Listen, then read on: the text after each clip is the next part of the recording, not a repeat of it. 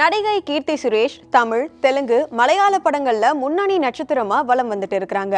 கீதாஞ்சலி, மகாநதி, தசரா போன்ற படங்களுக்காக அவார்ட்ஸும் வாங்கி இருக்கிறாங்க. இப்போ கீர்த்தி சுரேஷ் யூனிசெஃப் இந்தியாவுக்கு செலிபிரிட்டி அட்வொகேட்டா நியமனம் செய்யப்பட்டிருக்கிறாங்க.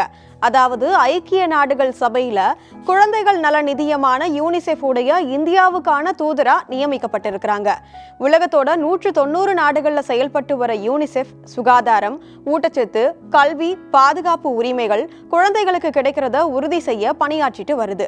இது பற்றி கீர்த்தி சுரேஷ் அவங்களுடைய சோஷியல் மீடியா பேஜ்ல ஒரு பதிவு வெளியிட்டு இருக்கிறாங்க. யூனிசெஃப் இந்தியா அமைப்போட இணைந்து செயல்படுறதுல பெருமை அடைகிறேன்.